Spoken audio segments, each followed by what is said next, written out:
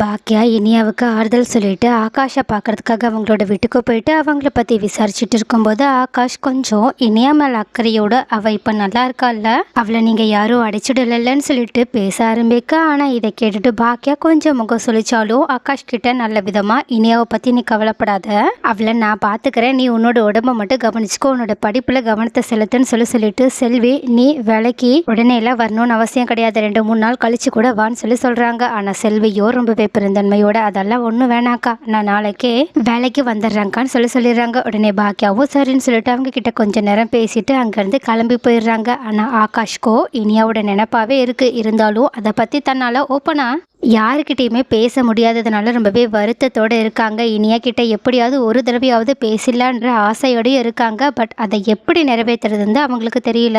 ஆனால் இந்த பக்கம் வீட்டில் ரொம்பவே சோகத்தோடு உட்காந்துட்டு இருக்க இனியா கிட்ட மறுபடியுமே ஈஸ்வரியும் கோபியும் தனித்தனியாக வந்து அவங்களோட மனசை கலைக்கிற மாதிரி ரொம்பவே சென்டிமெண்ட்டாக பேச ஆரம்பிக்கிறது மட்டும் இல்லாமல் அவங்கள ரொம்பவே எமோஷ்னலாக பிளாக்மெயில் பண்ணுற மாதிரி, ஒருவேளை நீ மட்டும் இந்த கல்யாணத்தை பண்ணிக்கலாம், கண்டிப்பாக உன்னோட அப்பாவும் சரி நானும் சரி இந்த உலகத்தை விட்டு சீக்கிரமாக போயிடுவோம், உன்னோட கல்யாணத்தை பார்த்துட்டு போகணும்னு நான் ஆசைப்பட்றேன்னு எப்பவும் போலயே அவங்களோட உடல் நலத்தை வச்சு ரொம்பவே கேவலமாக ஒரு விஷயத்த செய்யறதுக்காக இப்படியெல்லாம் பண்ணிட்டு இருக்காங்க. ஆனால் இதை நல்லா புரிஞ்சுக்கிட்ட இனியாவும் என்னதான் அவங்க முன்னாடி அவங்களோட உடல் நலத்தை பற்றி வருத்தப்பட்டு அதுக்காக ஃபீல் பண்ணாலும் அவங்க போனதுக்கப்புறமா பொறுமையாக நடந்ததுன்னு சொல்லிட்டு எல்லாத்தையுமே யோசிச்சு பார்க்கும்போது ஒவ்வொரு பிரச்சனை வரும்போதும் பாட்டியும் சரி அப்பாவும் சரி இப்படிதான் பண்ணிட்டு இருக்காங்க. ராதிகாவோட விஷயம் வரும்போது கூட அப்பா அவங்களுக்கு ஹார்ட் அட்டாக்ன்ற பிரச்சனையை கொண்டு வந்துதான் இந்த பிரச்சனை அந்த அளவுக்கு போச்சு. ஆனா இப்ப கூட பாட்டியும் அதே மாதிரி தான் பண்ணிட்டு இருக்காங்க. ஏன் பாட்டி இதுக்கு முன்னாடியும் அம்மா கிட்டயும் இதே மாதிரி தான் சென்டிமெண்டா நிறைய தடவை பேசி அவங்கள சைலண்டாவும் ஆக்கியிருக்காங்க. ஆனா நம்ம அதே மாதிரி ஏமாந்துடக்கூடாது, இது நம்மளோட லைஃப், நம்மளால கண்டிப்பா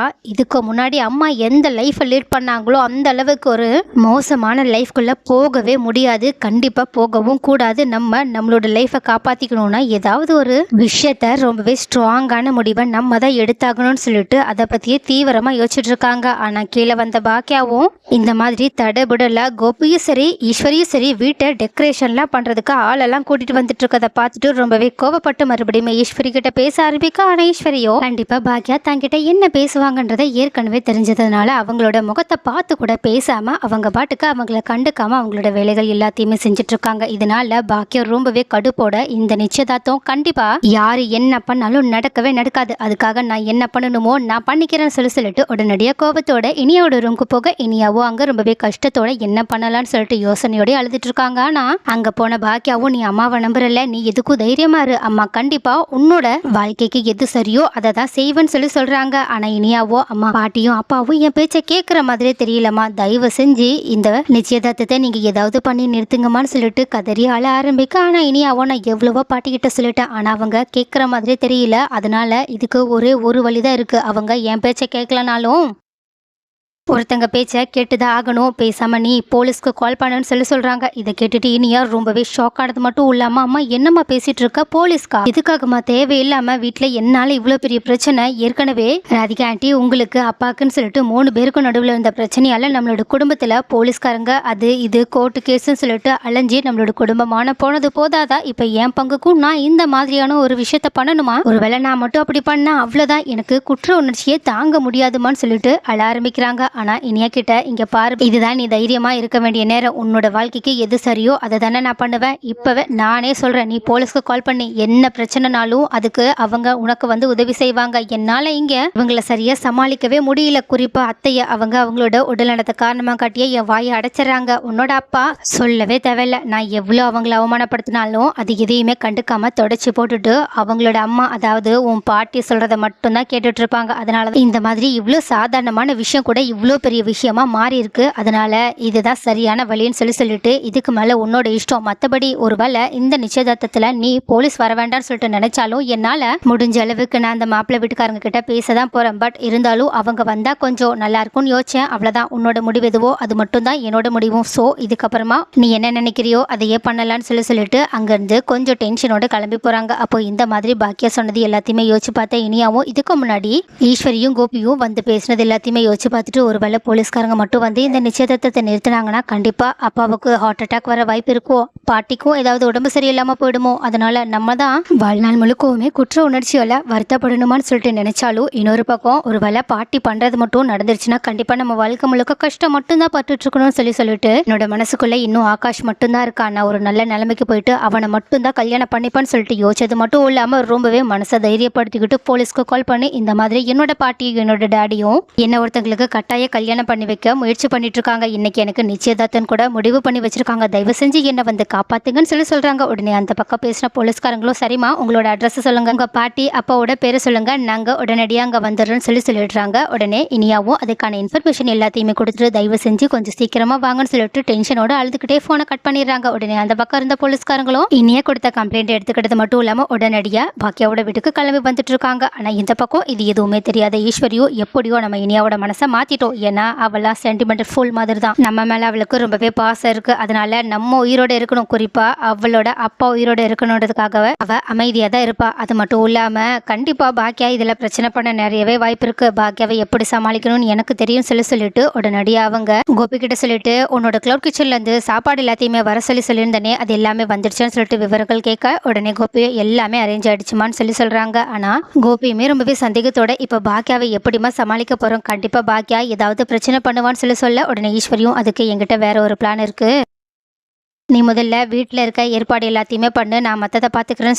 சொல்லிட்டு உடனடியாக தனியாக போயிட்டு யாருக்கோ கால் பண்ணுறாங்க. ஆனால் இந்த பக்கம் இது எதுவுமே தெரியாத பாக்கியாவும் ரொம்பவே டென்ஷனோட என்ன பண்ணுறதுனே தெரியாமல் அமைதியாக உட்காந்துட்டு அதை பற்றியே யோசிச்சுட்டு இருக்கும்போது அங்கே வந்த அமிர்தாவும் ஜெனியும் அவங்களுக்கு ஆறுதல் சொல்லிட்டு இருக்காங்க. ஆனால் பாக்கியாவுக்கு திடீர்னு ஒரு ஃபோன் கால் வருது. அந்த ஃபோன் காலை பேசின பாக்கியாவும் ரொம்பவே டென்ஷனோட இதோ நான் ஒரே நிமிஷத்தில் வந்துடுறேன்னு சொல்லிட்டு அமிர்தா கிட்டேயும் ஜெனி கிட்டேயும் சொல்லிட்டு நான் ரெஸ்டாரண்ட் ஒர்க்காக ஒரு முக்கியமான வேலையாக வெளியே போகிறேன், அதனால நடக்கிற விஷயத்த நீங்கள் பார்த்துக்கோங்க, முக்கியமா நான் இந்த நிச்சயதார்த்தம் நடக்கிறதுக்கு முன்னாடியே இங்க வந்துருவேன், ஆனா அது வரைக்கும் தயவு செஞ்சு நிச்சயதார்த்தம் மட்டும் நடக்காத மாதிரி நீங்க பாத்துக்கோங்கன்னு சொல்லிட்டு டென்ஷனோட தன்னோட ரெஸ்டாரண்ட்ல ஏதோ ப்ராப்ளம் சொல்லிட்டு அங்கிருந்து கிளம்பி போறாங்க. பட் இதுல இருந்து நமக்கு நல்லாவே புரிய வருது இதுக்கு பின்னாடி ஈஸ்வரி தான் இருக்காங்க, ஈஸ்வரி தான் பாக்கியா வீட்டுல இருக்கக்கூடாதுன்றதுக்காக ஏதோ ரெஸ்டாரண்ட்ல பிரச்சனைன்ற மாதிரி ஏதோ ஒரு தப்பான ஃபோன் காலை பண்ண வச்சிருக்காங்க, அதனாலதான் அதை நம்பிக்கிட்டு பாக்கியா இந்த வீட்டை விட்டு அவங்க நினைச்ச மாதிரியே கிளம்பி போறாங்க. ஆனா இந்த ஈஸ்வரிக்கும் இனியாவோட விஷயம் தான் இன்னும் தெரிய வரல, இனியா நம்ம பேசினதுல ஏமாத்திட்டாங்கன்னு சொல்லிட்டு நினைச்சுக்கிட்டு இருக்கனால அவங்க பாக்கியா மட்டும் தான் பிரச்சனை நினைச்சிட்டு இருக்காங்க. ஆனா பாக்கியாவுக்கு மேல இப்ப இனியா மிகப்பெரிய பிரச்சனையை இழுத்து வச்சிட்டு இருக்காங்கன்றது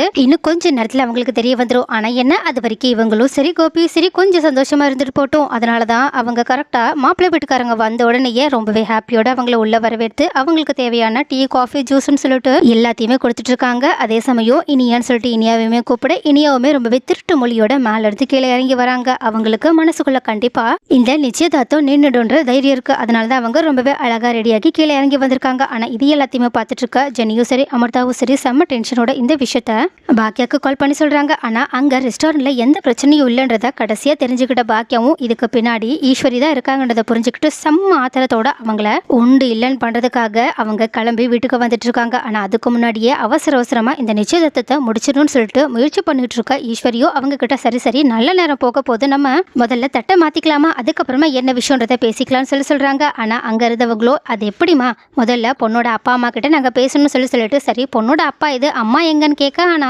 ஈஸ்வரியா கொஞ்சம் பதட்டத்தோட உங்களுக்கே தெரியும் இங்க கொஞ்சம் எல்லாருமே பிசினஸ் பண்றவங்க, முக்கியமா பாக்கியா தான் ரொம்ப பெரிய பிசினஸ் பண்ணிட்டு இருக்கா, அவளோட ரெஸ்டாரண்ட்ல கடைசி நிமிஷத்துல ஏதோ பிரச்சனையா அதனாலதான் அங்க போயிருக்கா, வீட்டுக்கு பெரியவங்க நீங்க இருக்கீங்கல்ல நீங்களே பாத்துக்கோங்கன்னு சொல்லிட்டு தான் போயிருக்கா, அதனாலதான் நான் உங்ககிட்ட நல்ல நேரம் முடியறதுக்கு முன்னாடியே எல்லாத்தையுமே முடிச்சிடலாம்னு சொன்னேன்னு சொல்லிட்டு இந்த மாதிரி விஷயம் எல்லாத்தையுமே நம்ம நல்ல நேரத்துல பண்ணி முடிக்கிறதா நல்லது, ஏன்னா 2 குழந்தைங்களோட வாழ்க்கை பிரச்சனை இல்லைன்னு சொல்லிட்டு அவங்களுமே சென்டிமெண்டா பேசி மாப்பிள்ளை வீட்டுக்காரங்களோட மண்டையை கழுவிக்கிட்டு இருக்க. அவங்களுமே கொஞ்ச நேரத்துல ஈஸ்வரி சொன்னதுக்கு சமாதானம் ஆகிற மாதிரி தான் தெரியுது, ஏன்னா அவங்க சரிமா சரி நம்ம சீக்கிரமா தட்டை மாத்திக்கலாம்னு சொல்லிட்டு அவங்க தட்டை மாத்திக்கிறதுக்காக அவங்களோட தட்டை எடுத்து ஈஸ்வரி கிட்ட கொடுக்க போக. ஆனா டென்ஷனோட போலீஸ்காரங்க வர்ற வரைக்கும் அமைதியா பொறுக்க முடியாத இனியாவும் ரொம்ப கோவத்தோட ஒரு நிமிஷம் எனக்கு இந்த கல்யாணத்துல விருப்பம் இல்லைன்னு சொல்றாங்க. இதை கேட்டுட்டு மாப்பிள்ளை வீட்டுக்காரங்க மாப்பிள்ளைன்னு சொல்லிட்டு எல்லாருமே ரொம்பவே ஷாக்காக.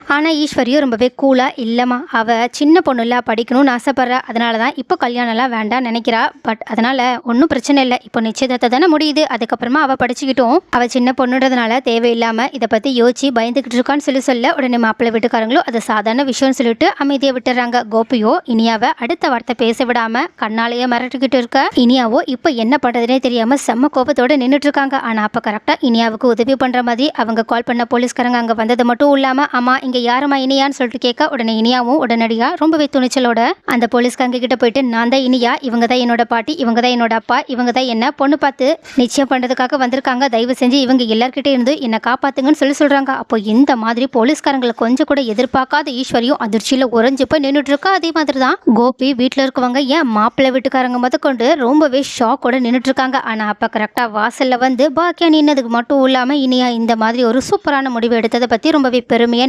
நினைச்சு யோசிச்சுட்டு இருக்காங்க. ஆனா இதனால ஆத்திரப்பட்ட ஈஸ்வரியும் இனியாவோட கண்ணத்துல பலான்னு ஒரு அறைய விட்டு என்னடி என்ன பண்ணிட்டு இருக்க, சின்ன பொண்ணுன்னு பார்த்தா ரொம்ப ஓவரா தான் பண்ணிட்டு இருக்கன்னு சொல்ல ஆனா போலீஸ்காரங்க இந்த மாதிரி ஈஸ்வரி பண்ண உடனேயே நிஜமாவே இந்த பொண்ணு சொன்ன மாதிரி இந்த வீட்டுல இருக்கவங்க இந்த பொண்ணுக்கு கட்டாய கல்யாணம் தான் பண்ணி வைக்க பாக்குறாங்க. அது மட்டும் இல்லாம கட்டாயப்படுத்தி இந்த பொண்ணை அடிச்சு கூட துணுகுறுத்துறாங்க போலேன்னு சொல்லிட்டு ஈஸ்வரி மேல நாங்க வழக்கு பதிய போறோம்னு சொல்லிட்டு ஒரு தரமான விஷயத்த சொல்ல இதை கேட்டுட்டு இனியாவே ஷாக் ஆகுறாங்க. ஆனா கோபியோ இங்க பாருங்க, இது எங்க குடும்ப விஷயம், நீங்க தலையிடாதீங்க, என் பொண்ணுக்கு எப்போ கல்யாணம் பண்ணி வைக்கணும்னு எனக்கு தெரியும் சொல்லிட்டு போலீஸ்காரங்களை அமைதிப்படுத்த ட்ரை பண்ண. ஆனா போலீஸ்காரங்களோ எங்களை இப்போ யாரு தடுக்க முயற்சி பண்ணாலும் அவங்களையுமே கைது பண்ற அளவுக்கு எங்களுக்கு அதிகாரம் இருக்குன்னு சொல்றாங்க.